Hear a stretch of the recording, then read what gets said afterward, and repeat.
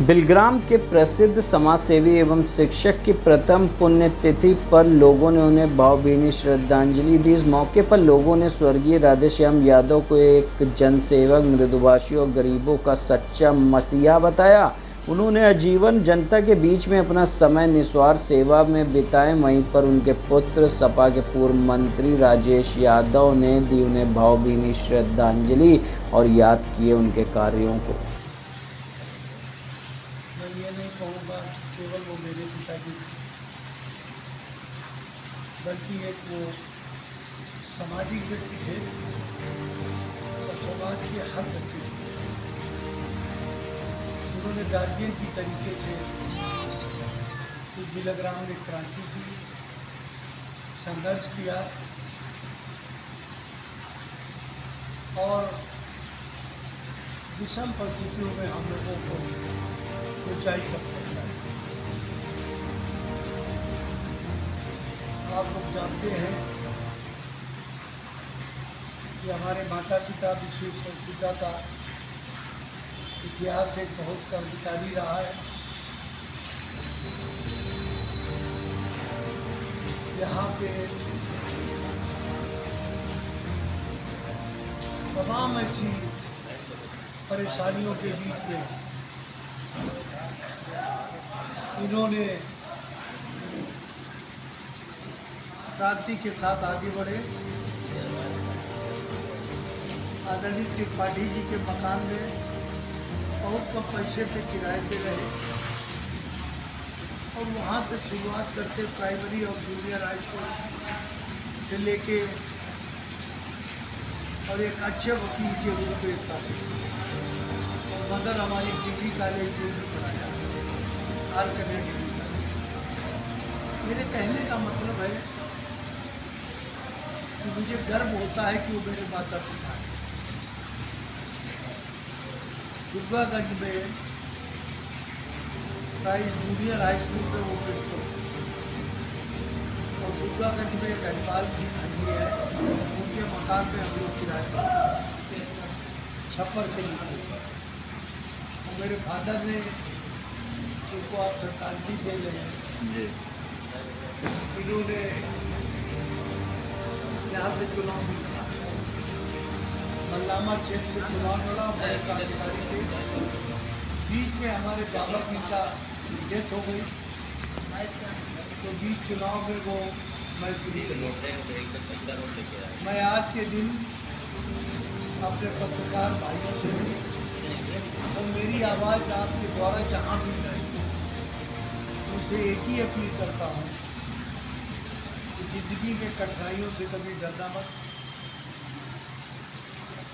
कहीं न कहीं कुछ न कुछ कठिनाई अगर होती है तो ये जान लेना कि आपकी परीक्षा की गई। कठिनाइयों पर जो जीता है वही महात्मा गांधी होता है, वही सुभाष चंद्र बोस होता है। महात्मा गांधी जी बैरिस्टर थे और सुभाष चंद्र बोस ICS थे। अगर इन्होंने अपनी नौकरी न छोड़ी होती तो आज सुभाष का होते, महात्मा गांधी और राष्ट्रपिता बनते।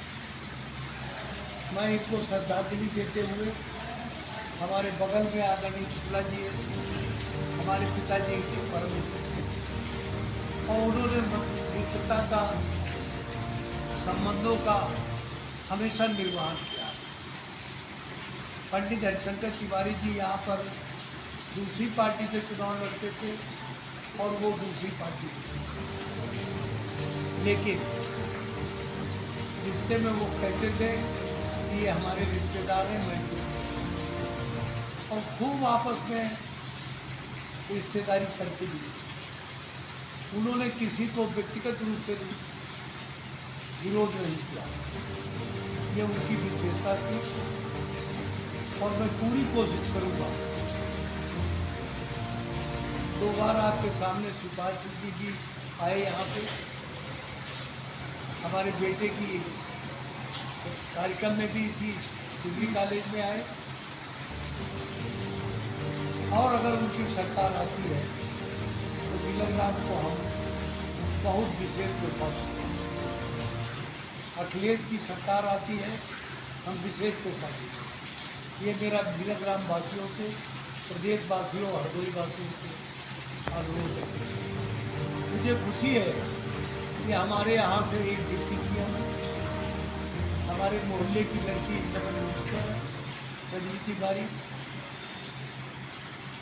और हमारे दुख सुख के साथी नरेश अग्रवाल जी का बेटा यहाँ पर मिनिस्टर है। और इन सब लोगों से मेरे बड़े अच्छे संबंध। जब मैं और सुपाल सिंह बॉम्बे गए तो अरशद भाई वहाँ पर थे। अरशद भाई के सामने उन्होंने कहा, अबू आसिम आजमी के सामने कहा कि राजेश तो आदेश सफाई है और उनके व्यक्तिगत संबंध भाजपा से भी है, कांग्रेस से भी है और सपा से भी है। हमने कहा ये क्या आप बोल रहे हैं? तो और आगे बोले विजय पाठक जी इनके बहुत करीबी हैं, उनकी दोनों शादियों में राजेश मुखर्जी के रूप में।